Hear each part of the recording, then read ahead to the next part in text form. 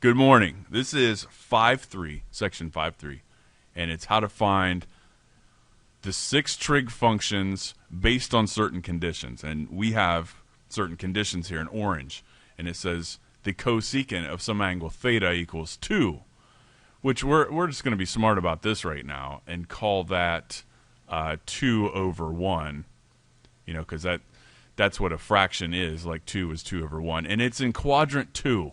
Don't ignore that. The quadrant 2 thing is very important to you understanding this.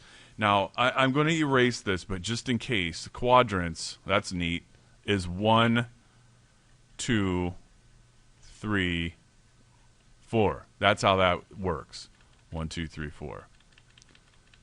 Counterclockwise. Hopefully you're seeing now why it's counterclockwise, because the angle rotates around like that. Okay, so I'm going to zoom in when I draw this picture smartly on quadrant 2. Something like that right there. So up here we have quadrant 2. And what I'm going to do is not be concerned. People, when they first start doing this, they get really super concerned about what the angle is and how to make this terminal side. You're just going to slap a terminal side in there. Okay, let me show you. We'll make it bright blue. Just pop a line in there. Boom. Just like that. Don't even think about it. Just put it in there somewhere. And then the next step I'm going to do is connect that from the tip of that arrowhead down to the x-axis, which is here. And that makes a right angle. And now I'm going to start to label this thing. Okay, so that's how every problem is going to be set up. You put your terminal side in whatever quadrant it says, connect it to the x-axis so that you get your angle, because that's going to be theta right there. That's my angle theta. That's my, you know, what we've been referring to as a reference angle the whole time. Now, we have to figure out what cosecant is. And we know that in basic SOHCAHTOA, S-O-H-C-A-H, I'll write it one more time, T-O-A, that the cosecant is the inverse of the sine. Okay?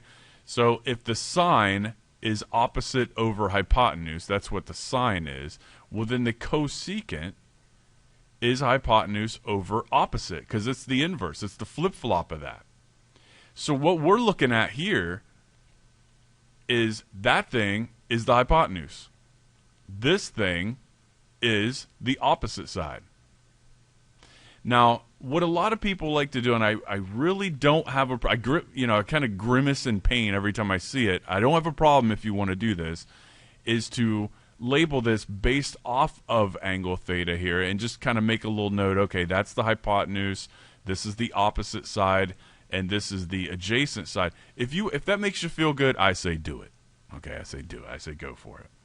But what we're going to do is label these as best we can. We know the hypotenuse is 2, so I'm going to slap a 2 right there. I don't like that color, though. A little bit brighter color, like yellow. So that's 2. And my opposite side is 1. That's it. That's all I know, except we have one issue with this.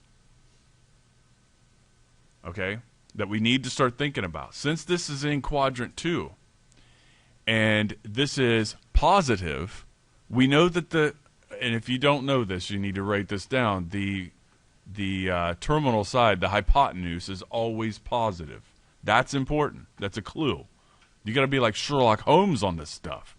The opposite side is also positive, which makes sense because it's going up. It's going up the y-axis. But this thing, see that? That's negative as crap right there. That thing is going to the left. That is negative. So whatever we get here, we cannot forget to make that thing negative. I'll slap a negative sign in there right now. Not afraid to do that.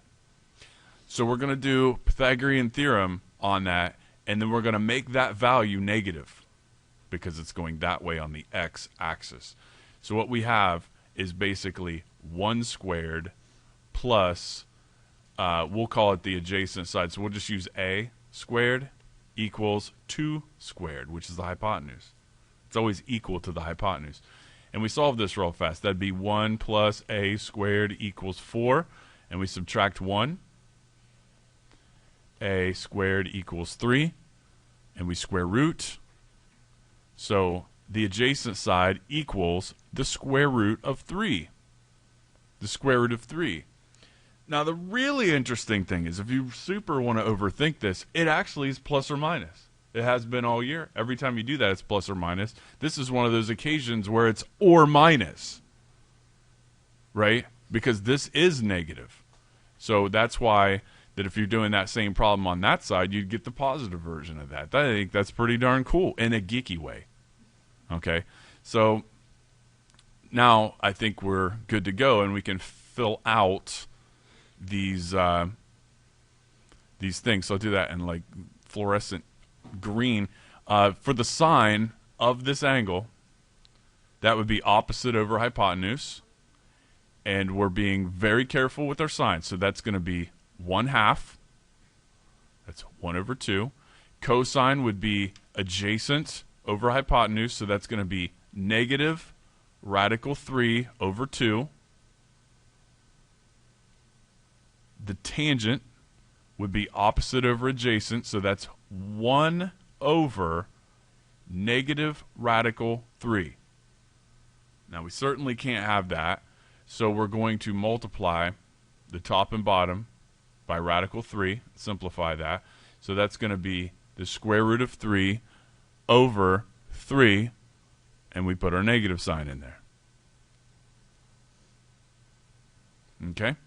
And then for the bottom, we just flip these over. So 1/2 becomes 2. I know it's 2 over 1, but we can just, I'll put it in there. Better answer is 2. Okay? The secant would be this flipped over, so that's going to start off being 2 over negative radical 3, and then we just have to do this business to it. Hopefully everybody can see that. And we multiply that by radical 3, and I'll put that answer here. It's 2 radical 3 over negative 3. I'll put a circle around that one. This is just how to do it. There's that one. And for cotangent, we can be smart and flip this one over, so that's just that over 1, and a better answer for that is just negative radical 3. That's a perfectly valid answer, and that is how you do these 6 trig functions.